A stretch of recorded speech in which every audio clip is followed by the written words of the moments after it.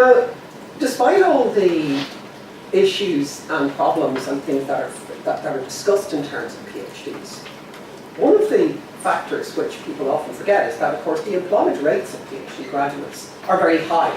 Even in countries where there are many issues around employment, even if you go to some of the new, well, the so-called new member states, if you go to Bulgaria, Romania, and that where countries where they have many, many issues, still employment rates among PhD graduates are still very high.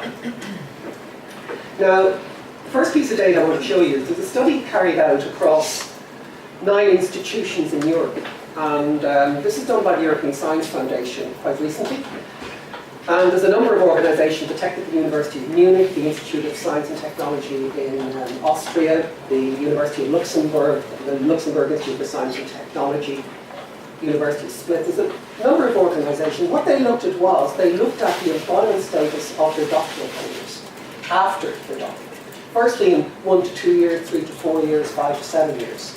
And what you see is that while a substantial number are in permanent employment, there are still numbers, even after 5 to 7 years, you've got 20% of people who are in temporary part-time positions. Now, I'd underline as well that the countries you're dealing with on the whole, Netherlands, Austria, Luxembourg, Germany, are in systems which are very well funded. I mean, Germany in particular has a very long tradition of people going into full-time employment with their doctorate in a relevant position. So these numbers are probably higher in that sense. If you brought in more European countries, I think that picture would change. Now, this is another interesting one too. The relationship between the work that people are doing and their doctorate. And what you can see here, the red bars there are saying, yes, what they're doing is closely related. And in universities and research performing organisations, then yes, most people, but 25% are partially related. And this is typical, where you get people who have doctorates, they get work in universities, but they're not doing research anymore. They may be in the research support office. Yes, their PhD is relevant because they are supporting researchers finding funding, etc. But it's not their core activity. Now, as you move out of the university sector, you see, you go to industry, 46%, even a quarter, not at all related. Service or business sectors, 43%, no relation whatsoever to what you're doing.